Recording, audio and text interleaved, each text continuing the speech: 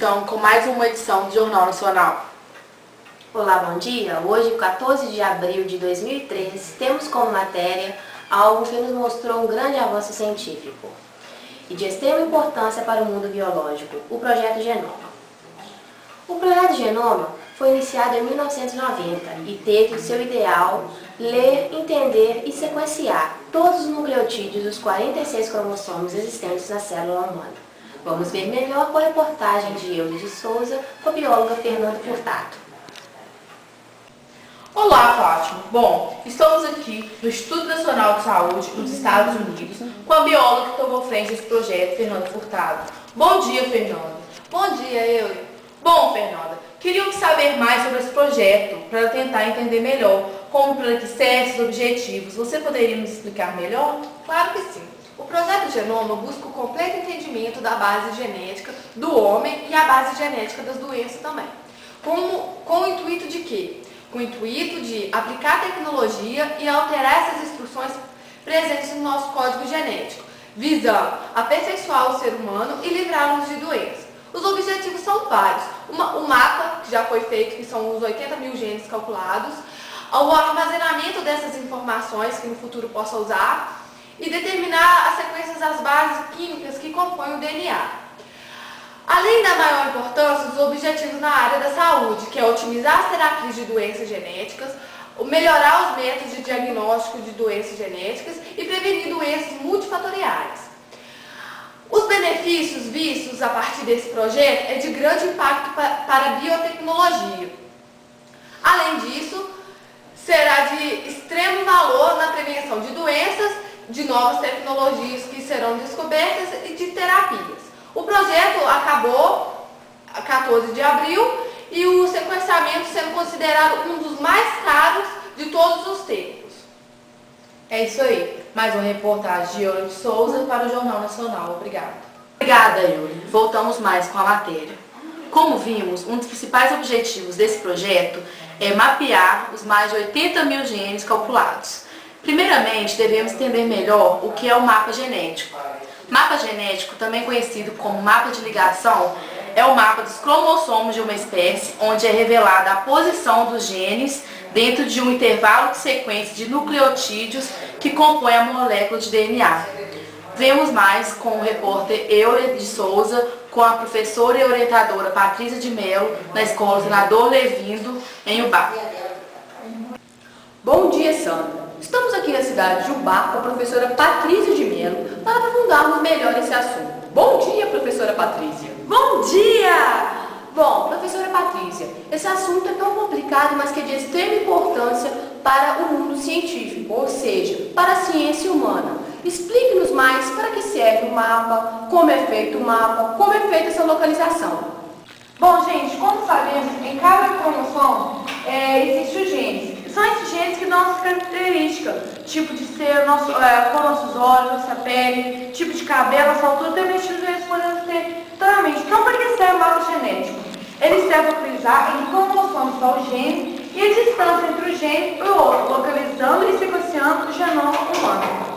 Resumidamente, localizar todo o conjunto de material genético e as características de pessoa. Ou seja, gente, isso é coisa de Deus. Para que serve esse material? Como ele é feito? Inicialmente, dividimos as células e dividimos o cromossomo em fragmentos menores, que ele possa ser propagados e caracterizados. Depois, e ordená-los depois. Em seguida, sequenciar as bases e estudá-las. A tecnologização é chamada de hibridação in situ. É a união de sondas e essas sondas podem ser feitas de proteínas ou RNA mensageiros. Como fazemos essa localização? Inicialmente, pegamos uma célula do nosso organismo de modo que ela sofra mitose. Interrompemos essa mitose os cromossomos vão ficar isolados em uma lâmina. Depois disso, vai ter a preparação da fita de DNA. Depois ela vai se abrir, que está mostrando aqui. E as sondas vão passar por ela e o material genético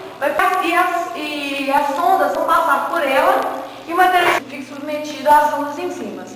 E as sondas se emparelham com o nucleotídeo dos genes. ficando-se marcado. Viu, gente? Não é tão difícil assim. Só isso. Obrigada, professora Patrícia. De nada. Euler de Souza de Ubá para o Jornal Nacional. Tchau, terceiro A. Para ficarmos mais interagidos no assunto, veremos agora um vídeo na voz da nossa bióloga Fernanda Furtado. A vida. Um dia ensolarado, um simples amigo e um complexo relatório biológico. O projeto Genoma Humano é uma forma de exploração molecular do ser.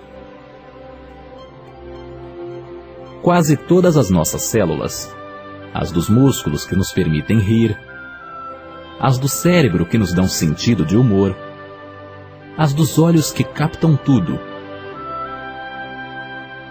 contém um conjunto complexo de todos os nossos genes, o genoma.